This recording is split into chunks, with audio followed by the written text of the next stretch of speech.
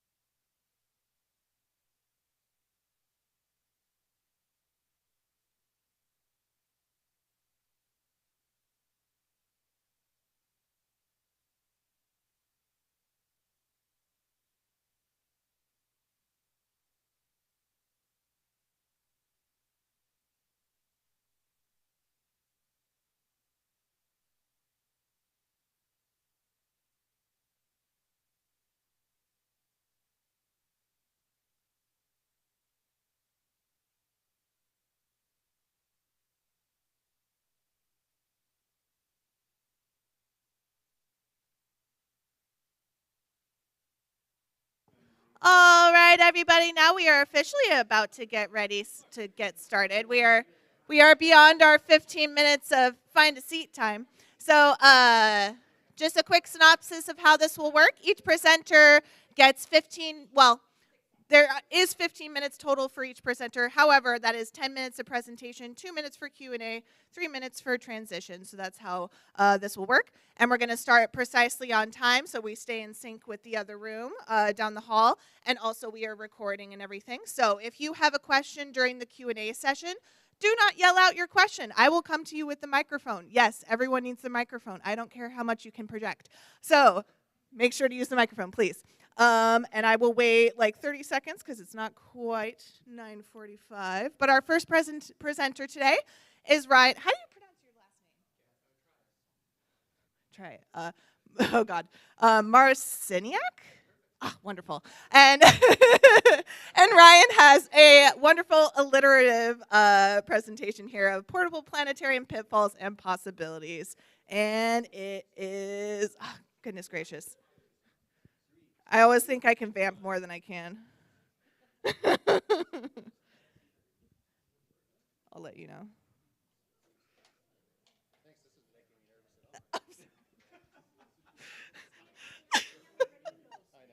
Yeah. Just go up there and I'll tell you when to start.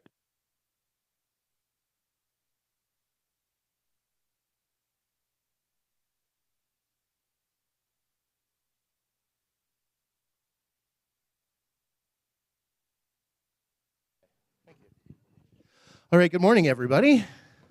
First one. Nice to see you all. Smiling faces. I love it. Yeah, my name's Ryan. I'm from Toronto. I actually had to fly north to get here, which is kind of a novelty, so that's kind of exciting. I'm here to talk about portable planetariums because that's literally all I do. It's all I've done for 15 years at this point. And now I'll just give you a bit of a background to kind of provide some context to why I hopefully know what I'm talking about. My company's called Astronomy in Action. If you see my colleague Daniel here, please say hi. He's amazing. He's at the back there. Say hi, Daniel. Yeah. He's great. He does a ton of programs, and I've actually known him longer than the company's been around, I think, so kind of wild. But yeah, we have 6 staff now. We have 5 domes, 3 projection systems, and a lot of stuff going on. These are all the different things that we've done. I'm not going to go rattle off everything, but these are all the different things you can do with portable planetariums. And I promise there's a much longer write-up in the conference proceedings, so anything I don't get to will be in there. But these are a couple of our domes, just to give some context. We have 3 digitalis domes, 2 6 meters and a 7 meter. And then we have this big blue dome, which is the only one of its kind in North America that I know of. It's from Spain, from a company that makes hot air balloons. But it's called a negative pressure inflatable. So it's actually an inflated structure, so you can have a fully accessible door, and it actually has inflated seats inside, which is one big ring. So I'll show you more pictures of it later if you'd like. Come and say hi. But just to give you some context, and the reason we did that is for public shows, but we'll get to that. So yeah, and there's another one, a couple of our staff there. It does operate outdoors too, which is kind of nice, but if it gets windy, things get a little scary. If it gets rainy, things get really scary. If it's wind and rain, we just don't do it.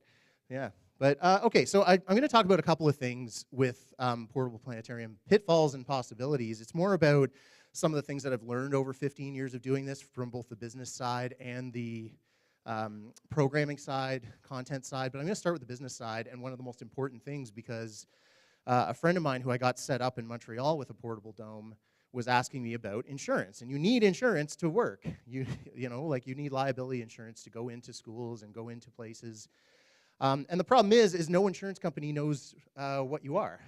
That's the first thing they asked me, what's a planetarium? And I got to explain it, which is really nice, but then the next thing I got to hear was, it's not coming up in our database. They would actually search it in their database, and it's like, it's not there, I don't know what to do. And they've told me that on the phone. And so, okay, well, how do I insure this company? I don't know. Okay. So what I ended up having to do was find a broker, a private broker, who would actually go through the whole business with me, ask questions, what we do, how we do things, and then go and reach out to insurance companies to try and get some of them to come to the table with quotes.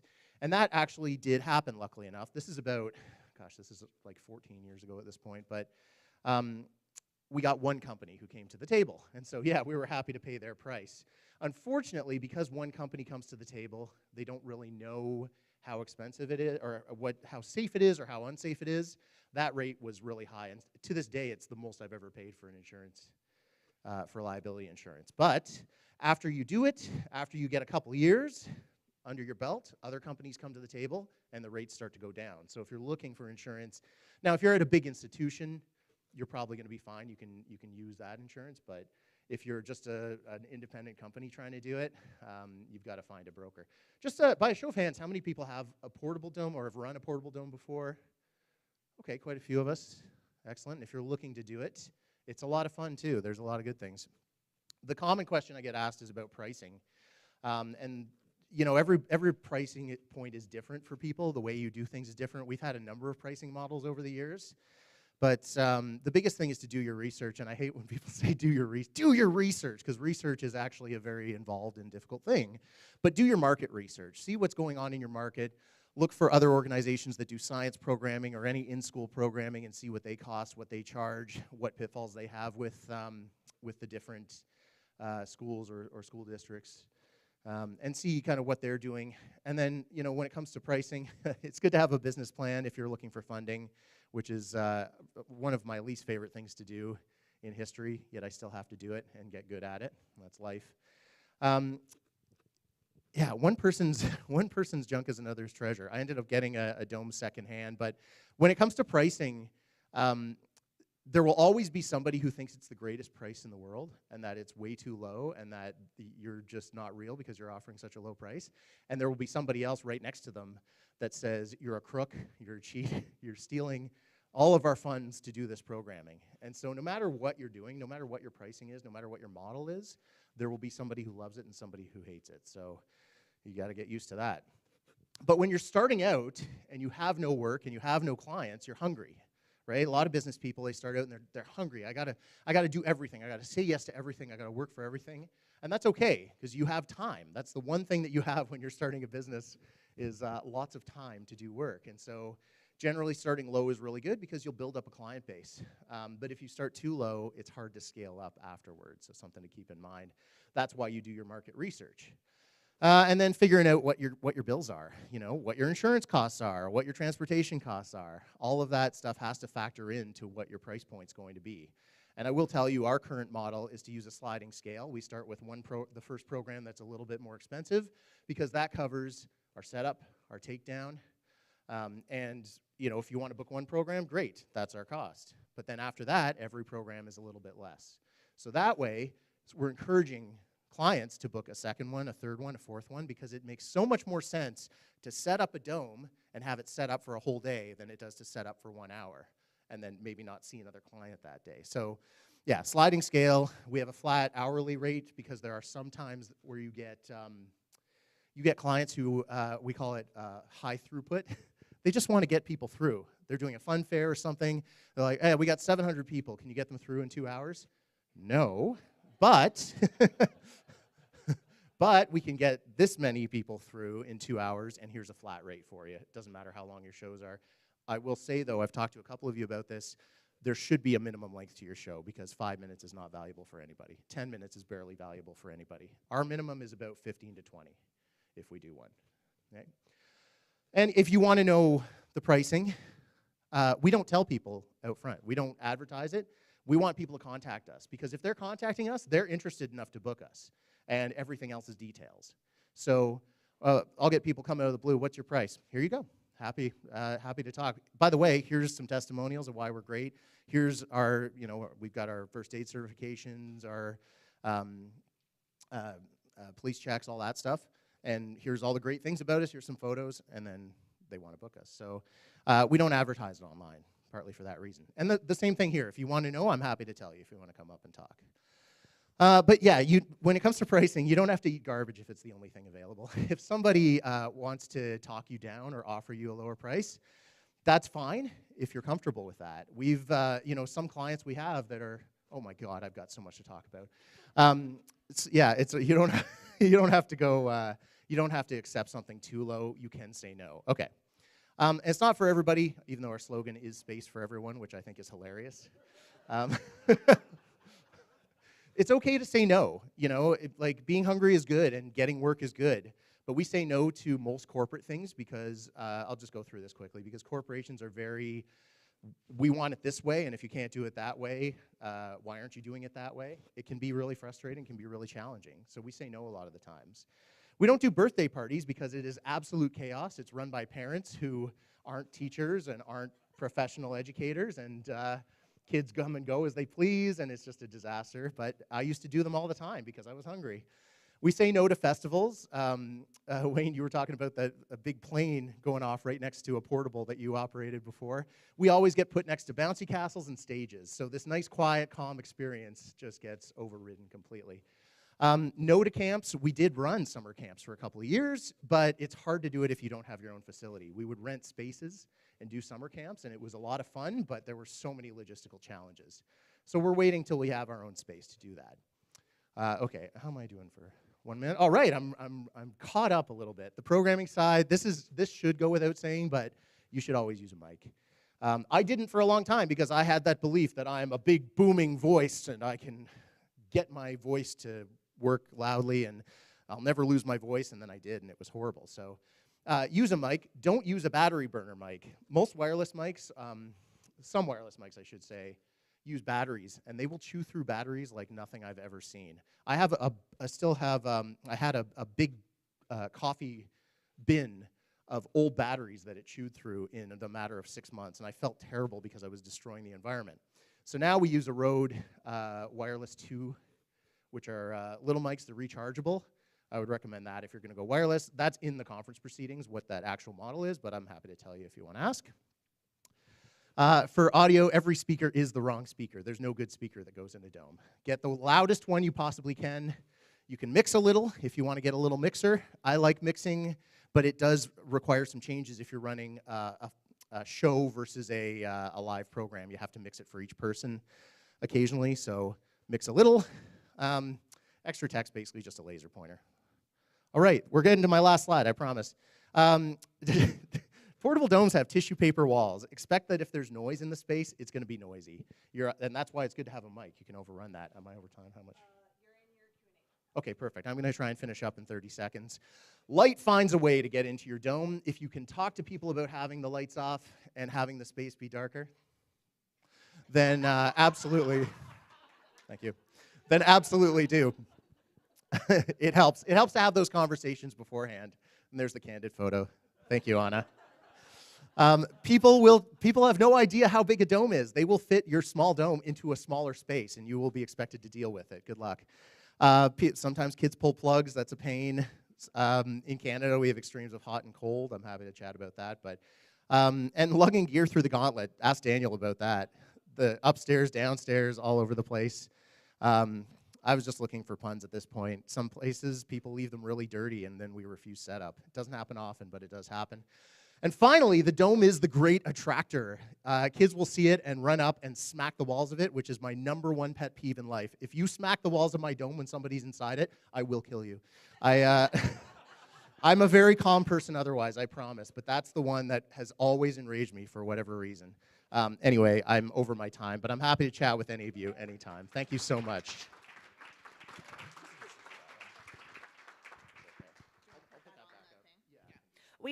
While Jeff sets up, we can take a couple of questions if anybody has questions.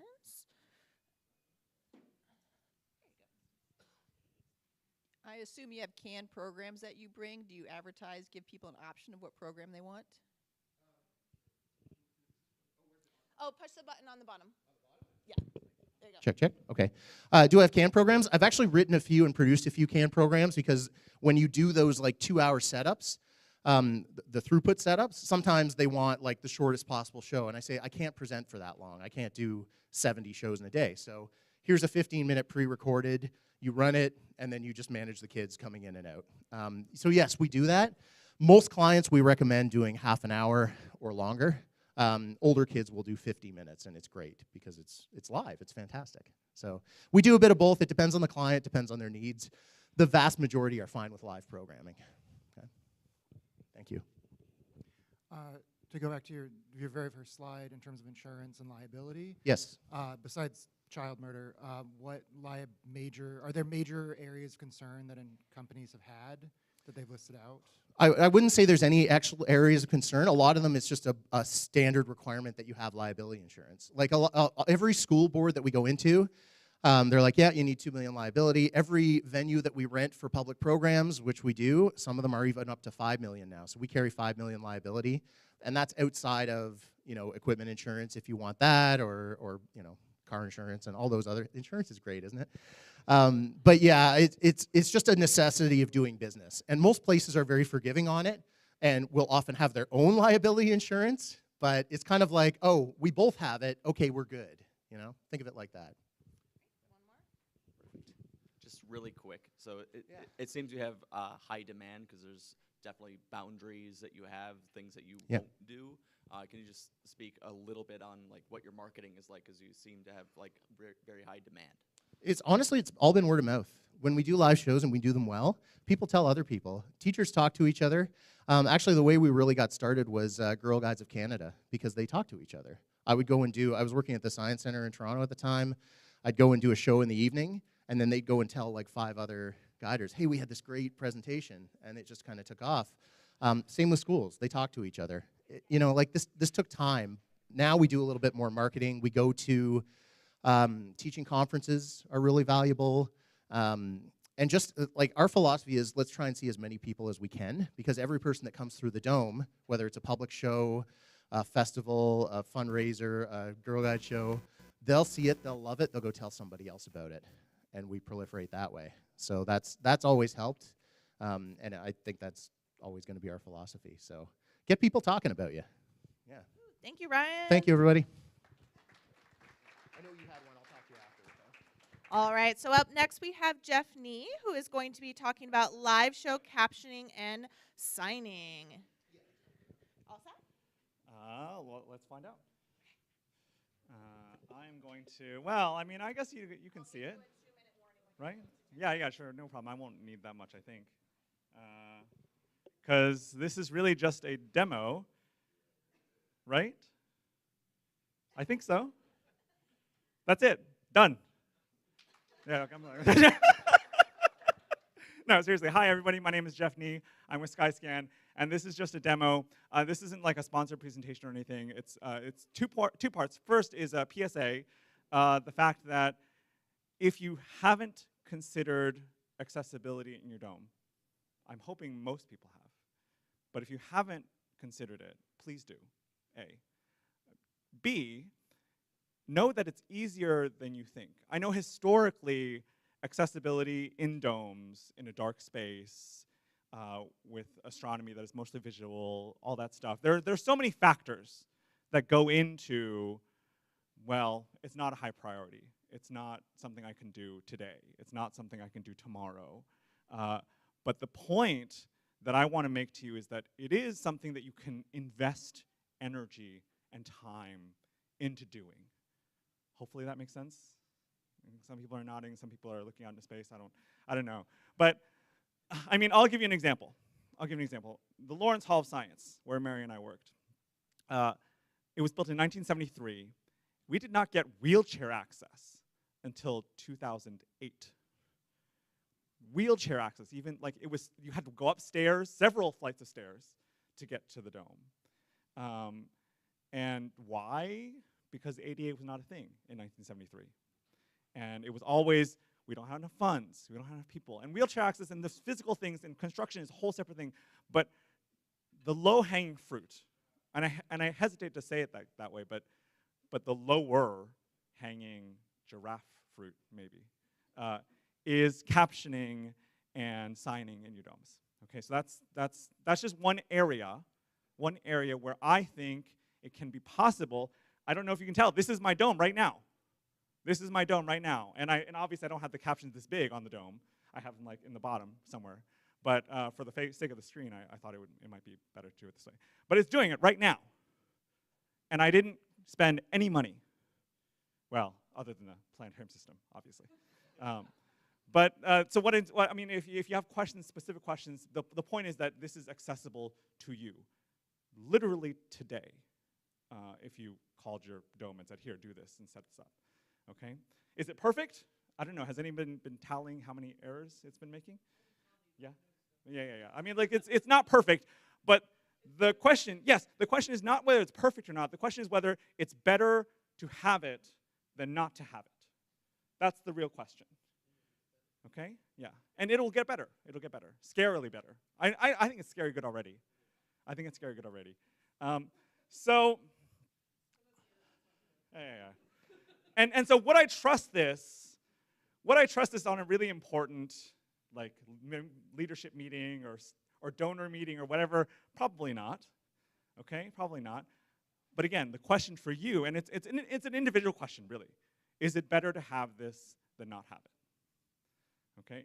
Even for like one show, right? Where let's say you have that school for the deaf that called and said, hey, do you have anything for us? Do you have anything for us? And before you had to say, no, I don't. But now you can say, maybe, right? That's what I want you to leave with today. Maybe this would be a good idea. Maybe I can start thinking about this more, right? For those who need professional level captioning, live captioning, there are stenographers who do like court captioning all the time live. There are TV captioners who do this, like for news broadcasts and stuff.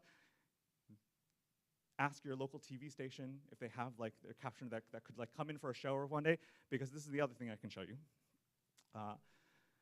Is anyone a good typist? Anyone want to try? Yeah, come on up. You don't even have to type what I say. It's fine. You can type whatever you want. Okay, so I'm gonna refresh this. And I'm going to check this to make the captions stay on, just so we can see it a little better. And try not to kick their laptop. But yeah, just type whatever you want, honestly. Type whatever you want and see what happens. Anyone see it? Those people in the back probably can't see it. Here's what I'm going to have you do. Oh, I'm sorry, I forgot your name. Terry. Hi, Terry. Hi. Terry, there's a little circle here. Do you see it? You can click anywhere on the dome to put the... And then it gets a little warped at the top, so I'm going to have you scroll down a little bit. Oh, in fact, you don't have to. There's that button right there. So that will fix it. Now click anywhere on the dome, and it should look better. Maybe up towards the top, more towards the zenith, maybe. How's that? But the point is that you can do this, okay? And there's a scroll for scales and sliders and stuff like that. Help yourself, play with it. So you can make it bigger and smaller. This is just an HTML page. And I wish I could take credit for it, but I asked ChatGPT to make it for me. No joke, it took it like 5 minutes. Well, to do like one section, then it messed up some other section, so I had to fix it again and again. It was iterative, but the point is that I'm not a website coder. I'm a chemistry major, for crying out loud, okay? And so while, I already forgot your name. Terry, yes, thank you, Terry. So while Terry's playing with that, anyone else want to give it a try? I mean, that's it. I'm done. If anyone else wants to try, please switch out for Terry. And any questions, of course. I'm hoping you have questions, because if you don't, I did. Yeah, please. How's it do with constellation names? Because we have a problem with things Yeah. like Canis Major turning up as cannabis. Well, for that one, okay. I mean, you could. Oh yeah, there it is. Right, like you said. Yes. Canis Major. Better. Enunciate. If nothing else, watching what it thinks I said makes me enunciate more. Okay? It makes me a better speaker. Period. Okay? Try one. Canis. No. Canis. Canis? Paris. Okay, well. Thanos. Wow.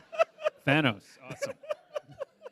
Again, not something I would do, but Terry, I mean, what did you think of the typing? Like, yeah, you type, it shows up. In fact, I mean, I've been playing with this. So with this is a proof of concept, okay, not a finished product or anything. One day, we'll package it up and sell it as part of Skyscan product, but for now, it's just a proof of concept. And again, if you want, I mean, you do have another question. Yeah, please ask it while I'm doing this. Oh, okay. The question is, in our dome, I found that using like a tablet on a mic stand instead of being up on the dome, so that the text can be the same size for only the particular client has worked really, really well. And Sure. have you considered this instead of being piped up big Yes. on the dome like and an iPad? Or There is, so I'm doing voice typing right now in the live caption system. Again, so there's many, many ways to do this. But the concept, is that there are many other solutions, okay? I'm not purporting this to be like the best solution ever. This happens to be free. Other ones like the tablet and you know, have you guys seen? Anyone have the glasses that do the captions for you in the glasses? No, I mean they have that now. Is the point? There are all these products that people are putting out, which is great. It's great to have options. It's great to have options. This is just another. It's just another, and that's it. That's all I'm going to say. Yeah. So along the lines of the miscaptioning, as a presenter, is this a preoccupation or distract? Because right now it's distracting me. I'm seeing my words come up. And if so, how long did that last before you could kind of tune this out and just speak like you normally spoke? I mean, how often are you looking at your dome while you're talking to your audience, is the question. I think that would be a big question, right? You should be looking at it sometimes. And again, when I do, it makes me enunciate more, speak slowly, because I can see where the misunderstandings, and can I make a tiny thing, is that if it's misunderstanding you, it's very possible that people in your audience are mishearing you as well. That's very possible. In fact, the statistic that I came upon that was very interesting to me is that in researching this, 80% of people with hearing loss go untreated. My dad is exactly like this. He's like, Dad, you need a hearing aid. He's like, what do you mean? I don't need a hearing aid. I don't need one, right? I see a lot of nods. This is very lived experience. 80% of people with measurable hearing loss do not get treated. So think about that the next time you're in your audience, right? Maybe it's different for little kids, obviously. Like it's age dependent, but you know, any parent chaperones you have in your audience, any teachers in your audience. Think about that. Okay? Again, is it better to have it or not, even if it's not perfect? Yes, please. Oh, yeah, please. I just want to very quickly say that when you're at the Bell tonight, if you look down front, I'll try to make sure it's plugged in. We have a cart board that we use when we have a live captioner. So it's a few $1,000s, but it's the same. It's there are absolutely so you can see one products and solutions for this. Again, if you're not thinking about it, if you're not at least thinking about it, right? That's what I'm hoping you take away. At least think about it. Think about this as a solution, as a possibility, because the last real point that I'm going to make is that accessibility is not just for a niche group of people that you, I don't know, feel sorry for or whatever, right? Accessibility helps everyone, okay? Everyone, from beginning readers to, again, just that person who misheard that word you said, right?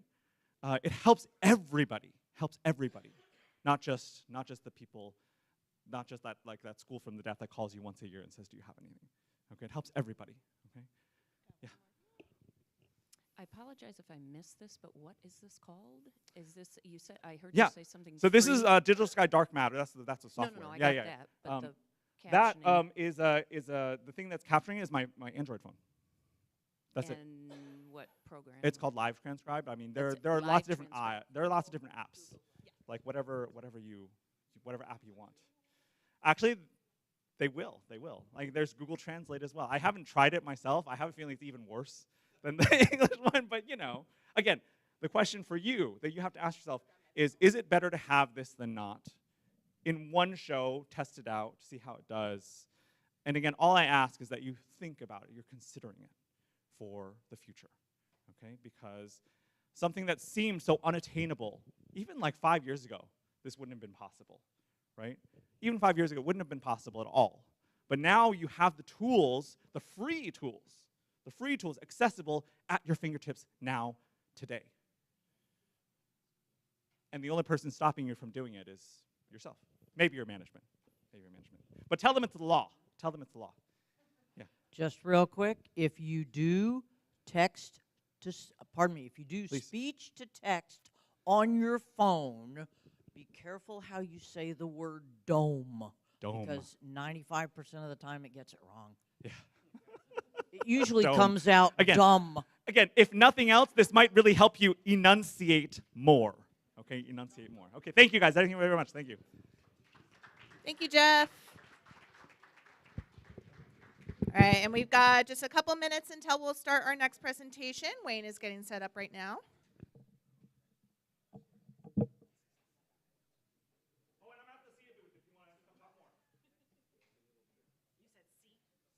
He said he's at the C booth if you want to talk more. Oh, sorry. See, he's at a booth. Go find him. Bye, guys. Thanks.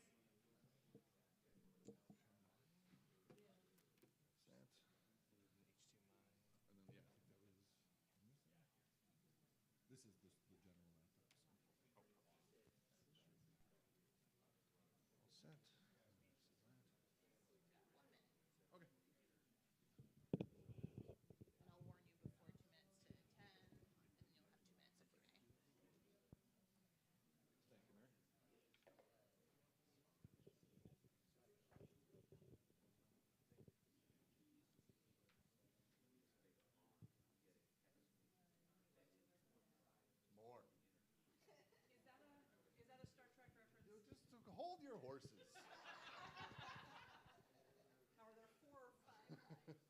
You can count the exclamation points.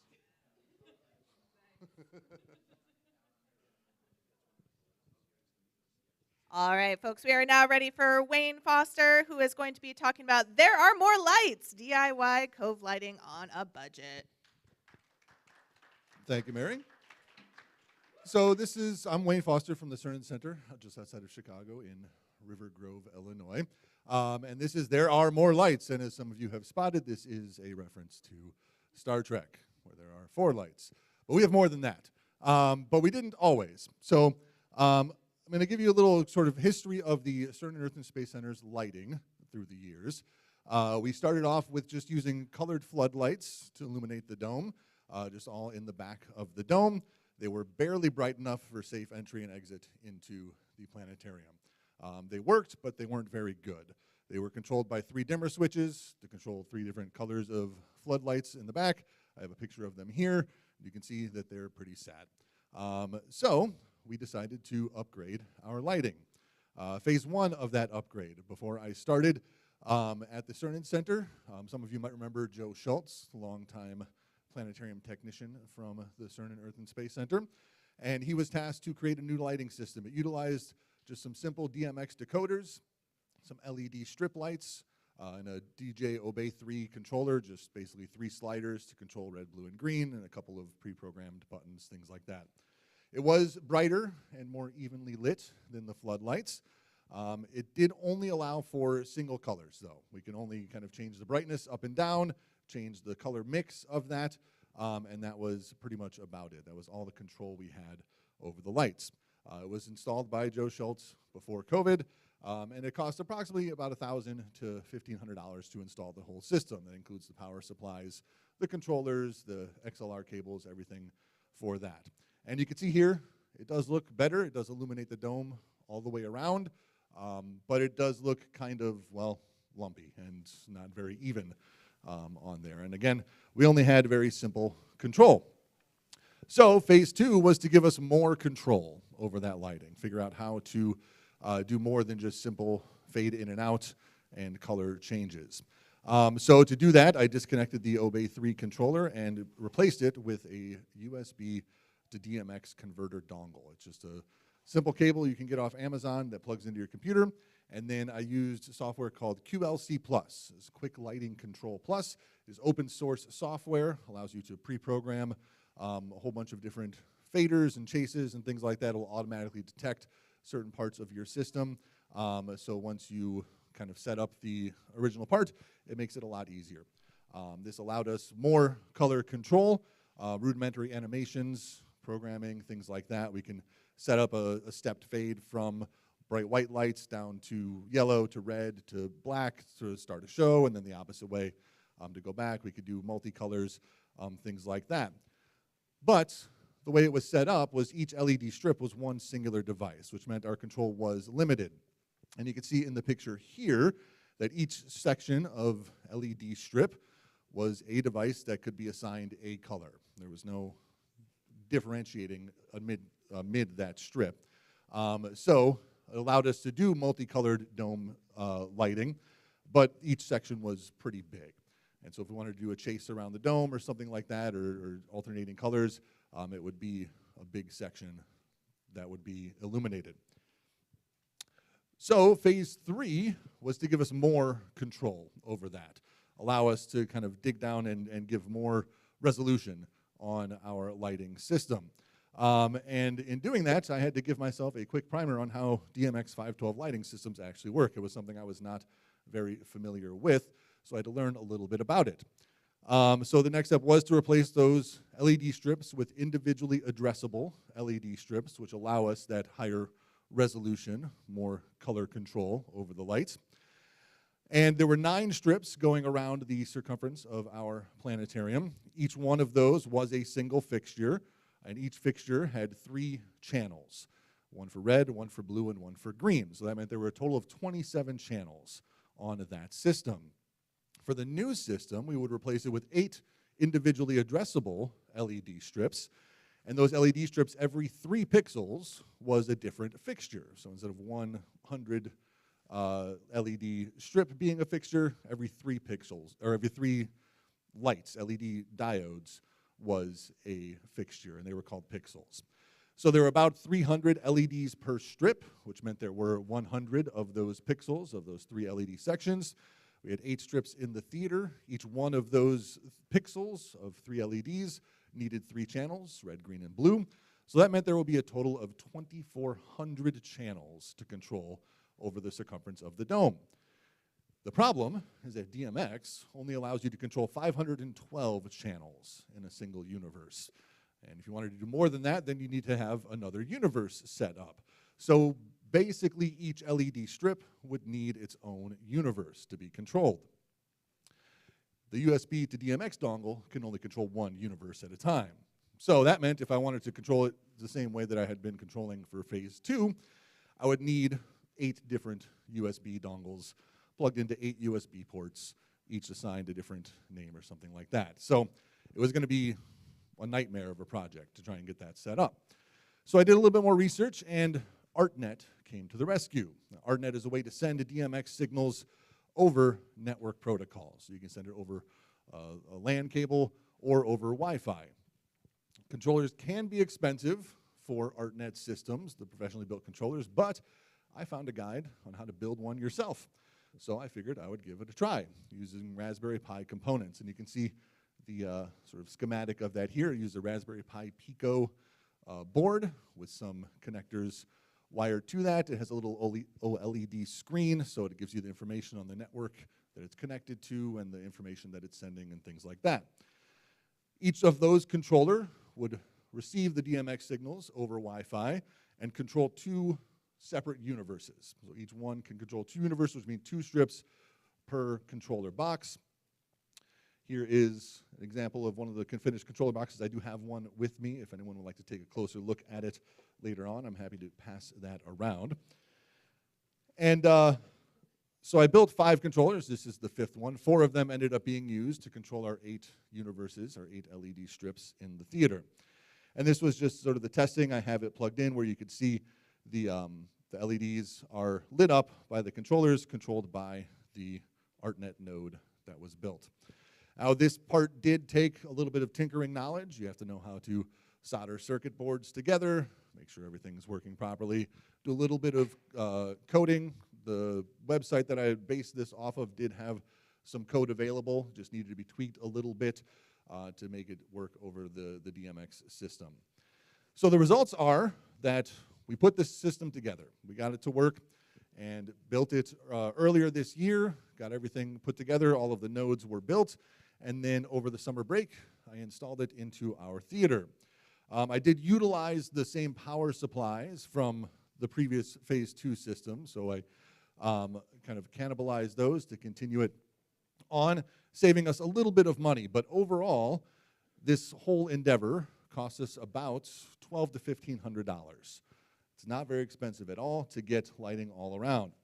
There were some issues with network interference. I have those mostly ironed out. The other parts of them that are causing some packet loss and things like that, a little bit of disruption. I know what the sources of those are, and I'm working on eliminating those interference sources. That is one of the problems with doing it over Wi-Fi, is that there's a lot of interference in our domes that can cause some issues, but once you figure out what is causing those, it's pretty easy to work those out. So the new system is much brighter. It also allows us for iPad control. And like I said, it was about $1,000 to $1,200, maybe up to $1,500, because we utilized some of the stuff from the Phase 2 system. And you can see here, this picture, it's it's kind of hard to see up here, but that is a rainbow gradient going around the dome. You can see each section of 3 LEDs are its own color. So give us much more granular control over the system. It's not as great, so that's about all I have. So it's not as great as a professionally installed system, but if you don't have the money for that and you're looking for something to improve your cove lighting system, make it a little bit brighter or easier to control in your dome, this is a great solution, and I'm happy to talk to anyone who would like to know more about how to set it up. So if you have any questions, I'm more than happy to answer those. So many questions. Sure. Oh, I built floor lighting systems. So if anyone's thinking, well, I already have a professionally installed cove light, I don't know, they should be very interested in this talk for floor lighting. Yeah. Or under the dome, against the wall, or reading lights for when kids are taking quizzes or tests. I mean, like, you could build something that supplements your professional dome system. Absolutely, yeah. So questions are, did you use the WS2815 or the 2812 individually controllable LEDs? The 2812. Okay, and did you use the 12 volt or the 24 volt? 12 volts. Okay, so your power injection was like every meter or something like that? So I haven't put any power injection going through. The power supplies we have are enough to cover one strip, basically, as long as I don't do it at full brightness. Okay. So I just keep the brightness down, because at full brightness it's almost too bright, so keeping it dimmed a little bit keeps it from discoloring at the edge of the strip. Okay, so with the W82812s that you use, they're 8-bit control. And did you notice on the low end, there's a little tiny bit of stepping? It is my bane on the floor, the stepping on the very, very low end. Yeah, a little bit. But for what we use it for, it hasn't been an issue in our dome lighting. But there's a little bit, and there's always improvements that can be made. Like I said, this was our first kind of foray into this lighting, and we may switch out the strips at a later date, or improve it in some other way. But well, thank you. Yeah. You made it easy, but I feel your pain about the levels of homework and that you had to There's take a lot down. of There's troubleshooting so that many goes moving into parts it. that you had to But go I have through. done most of the troubleshooting, so like I said, if anyone wants to talk about it, I am happy to explain the trials and tribulations for that project, yeah. Oh, got one over here.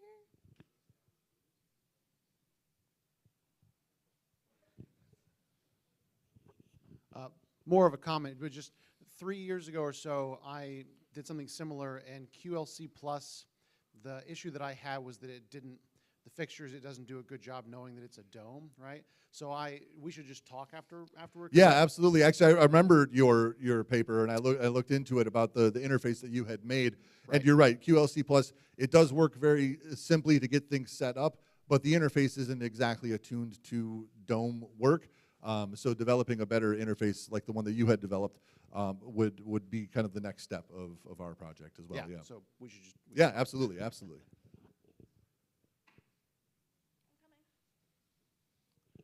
Chris, you were there. What questions do you have? He keeps saying we, and I just want to give credit where credit is due. Wayne did all the heavy lifting. I provided encouragement and signed the requisitions. So.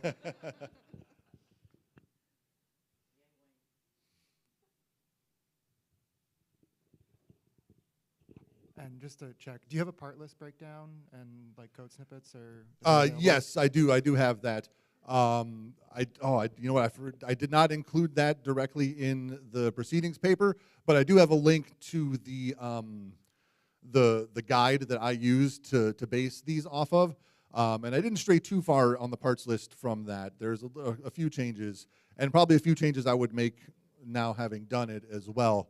But that part list is available, and I can definitely get one to you if you would like.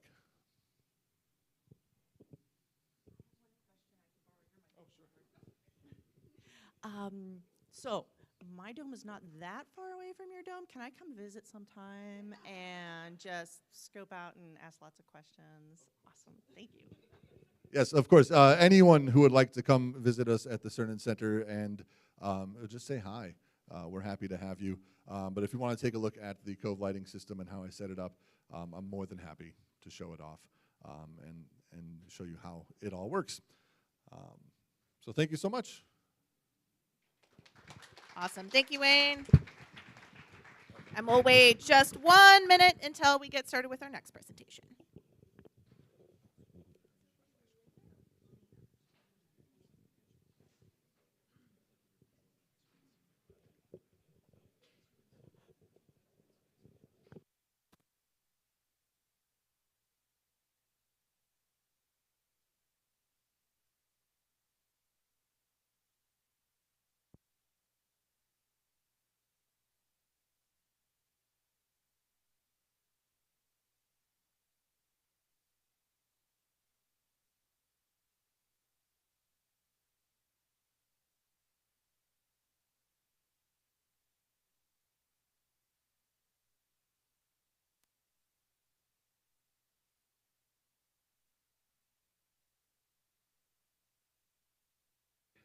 All right, our next speaker is Waylena McCauley with Improvise, Adapt, Workaround.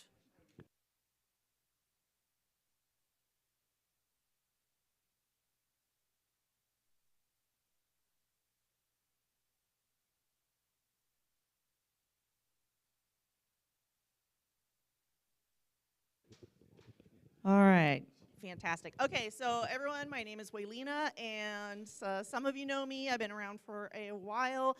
I work at the Starkle Planetarium in Champaign, Illinois, and if you don't know me, you probably know Eric, who is probably taking my picture right now. So everybody wave to Eric. Hi, Eric.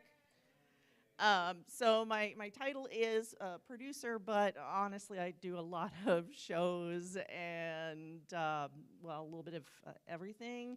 So I'm not afraid to, work in the dark, crawl around, get a little dirty in changing everything there. And sometimes it's dignified, sometimes, there we go, not so much.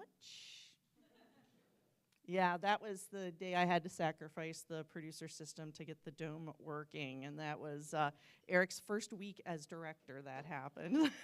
So he definitely got to know what I'm like in a crisis. I'm very different. I don't have a lot of focus most of the time. My attention is just all over the place. Squirrel, yeah. But when things go wrong, it changes. And this is just describing one such day where, bam, everything's different and time speeds up and slows down at the same time. So the day was a nice average day. It was, let's see, get it up there then. Yes, June 11th. It was an ordinary summer day. Looked at the calendar, 2 groups. They're spaced apart, so I don't have to worry about one of them being an hour late, as happens in the summer. Hey, I got time for coffee before getting some scripting done. Hopefully I won't crash the system. I mean, it happens. Oh. Well, something happened. Wait, the lexicon, the audio unit, it's still booting up, but I started it 20 minutes ago. Okay, no, Eric just got here, so he didn't come in and accidentally turn it off and then turn it on again, because, that kind of thing happens. Oh, power it off, power on. Oh, no. It's reinitializing after it does its initializing. It's rebooting. This is not good. It's in a boot loop. Yeah.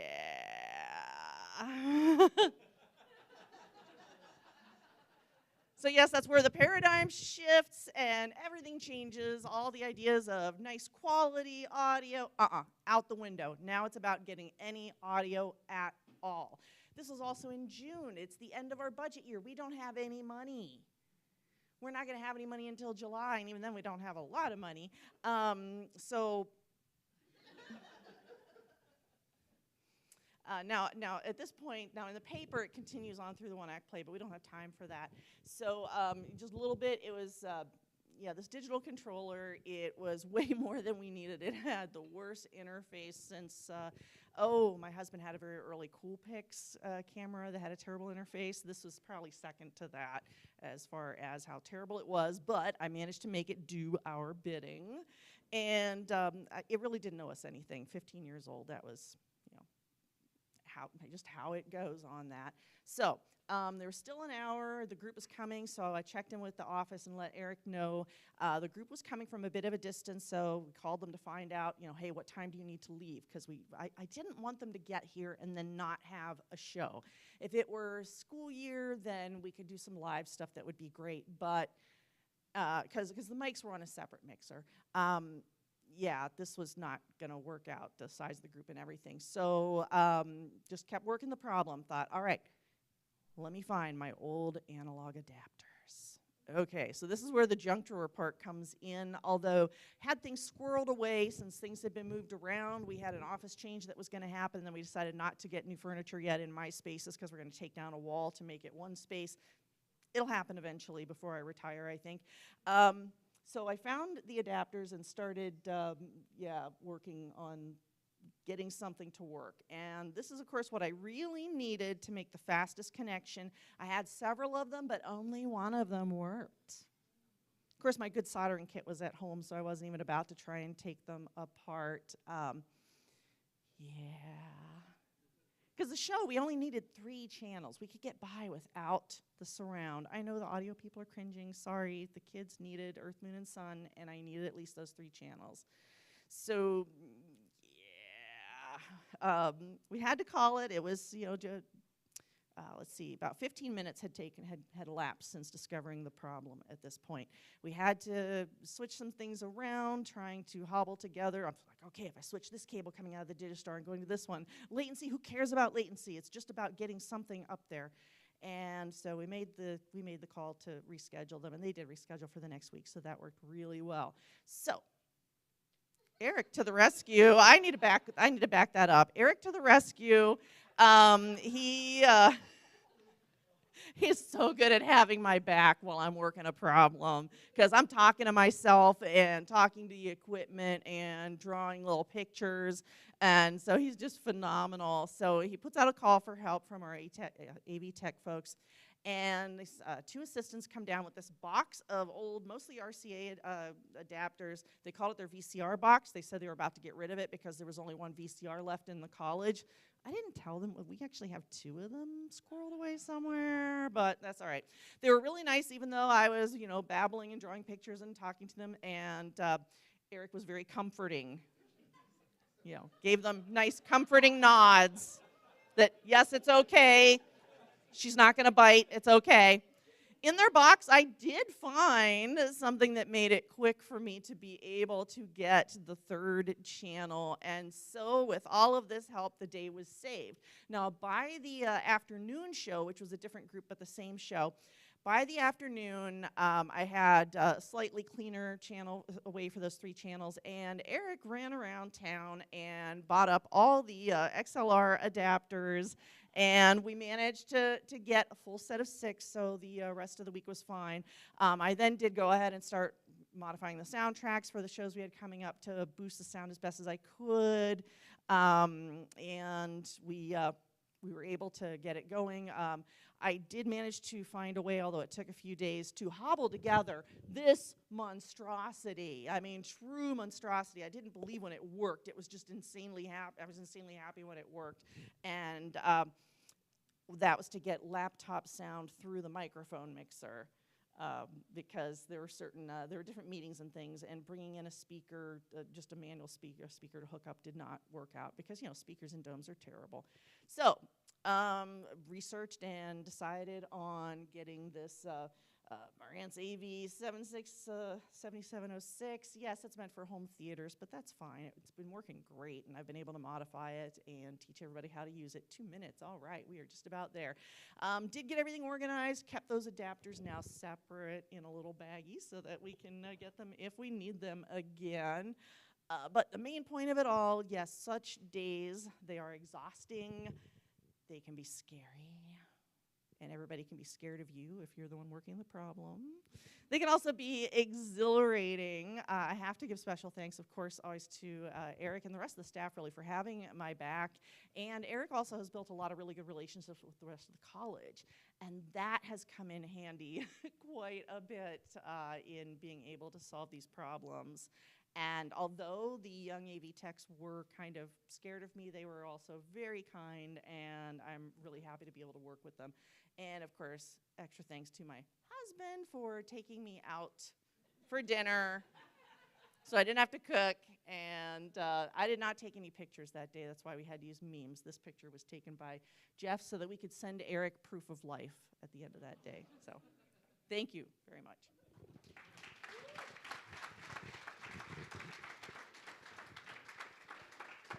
Any questions, just raise your hand. I'll bring you the mic. If you want to tell me your stories later, find me. Love to share the stories and to provide encouragement as I can. These days happen to all of us. All right, well, if not, then we can start our break early. So we've got a 15-minute coffee break that goes until 11, so enjoy.